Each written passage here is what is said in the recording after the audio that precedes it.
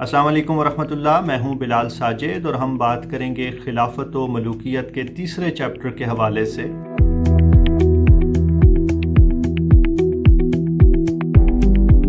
اس سے پہلے ہم نے خلافت و ملوکیت کا مجموعی تعارف اور پہلے 2 چیپٹرز کی سمری آپ کے سامنے رکھی۔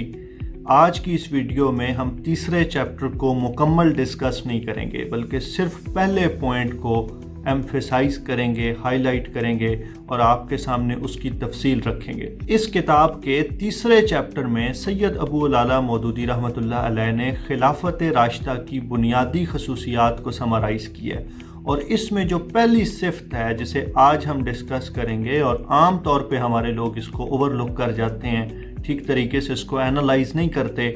وہ یہ ہے کہ اللہ کے رسول صلی اللہ علیہ وآلہ وسلم کے بعد جو ہمارے 4 خلفائے راشدین آئے، انہوں نے انتخابی سیاست کو پروموٹ کیا، اور یہ وہ نقطہ ہے جس پہ عام طور پہ ہمارے ہاں بڑی کنفیوژن پائی جاتی ہے، کیونکہ جس طریقے سے پریزنٹ کیا جاتا ہے ابو بکر رضی اللہ تعالیٰ عنہ کے خلیفہ بننے کو، عمر رضی اللہ تعالیٰ عنہ کے خلیفہ بننے کو، اس سے ایسا محسوس ہوتا ہے جیسے چند لوگوں نے بیٹھ کے یہ فیصلہ کر لیا تھا، جبکہ حقیقت یہ ہے کہ اگر آپ اس دور میں جا کے دیکھیں، اس سوسائٹی کو اینالائز کریں، اس سوشل فیبرک کو ذہن میں رکھیں، تو آپ کو محسوس ہوگا کہ پہلے خلیفہ راشد حضرت ابوبکر صدیق رضی اللہ تعالیٰ عنہ کا انتخاب یا ان کو خلیفہ بنانے کا پروسیس بہت غیر معمولی حالات میں وقوع پذیر ہوا، لیکن خلیفہ بننے کے بعد ابوبکر صدیق رضی اللہ تعالیٰ عنہ نے پہلا کام یہ کیا کہ لوگوں سے اپروول لی۔ بعد میں جب صدیق اکبر رضی اللہ تعالیٰ عنہ نے عمر رضی اللہ تعالیٰ عنہ کے بارے میں وصیت لکھنا چاہی،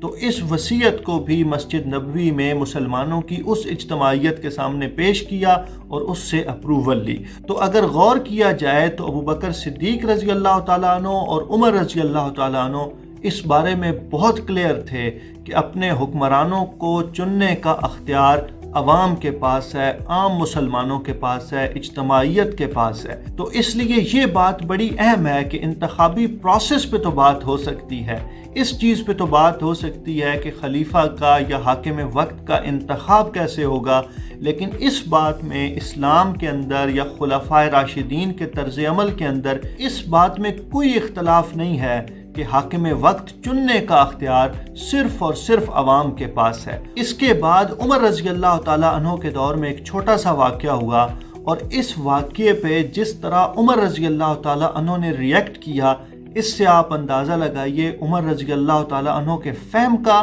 اور اس معاملے کی حساسیت کا۔ ہوا یوں کہ حج کے موقع پہ حضرت عمر رضی اللہ تعالیٰ عنہ نے کسی کو سنا یا انہیں آ کر بتایا گیا کہ فلاں شخص یہ کہتا ہے کہ جب عمر کا انتقال ہو جائے گا تو میں فلاں شخص کی بیعت کر لوں گا، اس لیے کہ ابو بکر کی بیعت بھی تو اسی طرح کی گئی تھی۔ عمر رضی اللہ تعالیٰ عنہ نے فرمایا کہ ابو بکر رضی اللہ تعالیٰ عنہ کی بیعت بہت غیر معمولی حالات میں کی گئی تھی، انہیں جب خلیفہ اول نامزد کیا گیا تھا اس وقت بہت غیر معمولی حالات تھے، لیکن اس واقعے کا اثر یہ ہوا کہ عمر رضی اللہ تعالیٰ عنہ جب مدینہ واپس آئے تو انہوں نے اگلے خلیفہ کے انتخاب کے لیے ایک کمیٹی تشکیل دے دی، اور اس کمیٹی کی تشکیل کے ساتھ جو دوسرا انٹرسٹنگ کام انہوں نے کیا وہ یہ تھا کہ اپنے بیٹے کو خلیفہ بننے کے لیے نااہل قرار دے دیا۔ یہ شاید 6 رکنی کمیٹی تھی، اور اس کمیٹی کو بتایا گیا کہ آپ مسلمانوں کی اجتماعیت میں سے کسی بھی شخص کو نامزد کر سکتے ہیں سوائے عمر رضی اللہ تعالیٰ عنہ کے بیٹے کے۔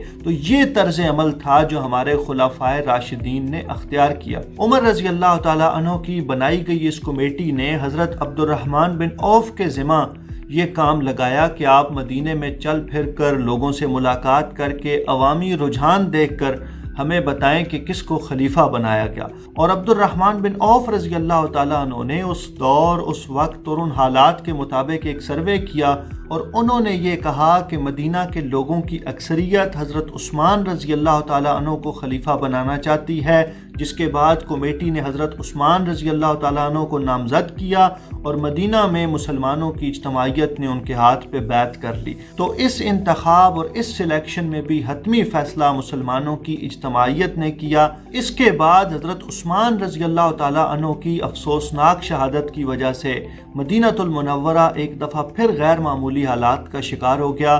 ان حالات میں کچھ لوگ حضرت علی کے پاس آئے اور انہیں کہا کہ ہم آپ کو خلیفہ بناتے ہیں، تو حضرت علی رضی اللہ تعالیٰ عنہ نے فرمایا کہ یہ اختیار آپ کے پاس نہیں ہے، یہ تو اہل شورا کا کام ہے، اہل بدر کا کام ہے، مدینہ کے عوام کا کام ہے۔ تو اگر آپ ان ساری چیزوں کو ملا کے دیکھیں تو خلافت راشدہ کی پہلی صفت انتخابی سیاست، انتخابی خلافت ہونا تھا۔ چاروں خلفائے راشدین اس حوالے سے بہت کلیئر تھے کہ اپنے حاکم چننے کا اختیار صرف اور صرف عوام کے پاس ہے۔ میں اور آپ یہ ڈیبیٹ تو کر سکتے ہیں، اس پہ ہم بات کر سکتے ہیں کہ انتخابی پروسیس کیسے طے کیا جائے گا، لیکن یہ بات خلفائے راشدین کے طرز عمل کی روشنی میں ہمیں ذہن میں رکھنی ہوگی کہ مسلمانوں کی اجتماعیت میں اپنے حاکم چننے کا اختیار صرف اور صرف عوام کے پاس ہے۔ آج کی اس گفتگو میں اتنا ہی،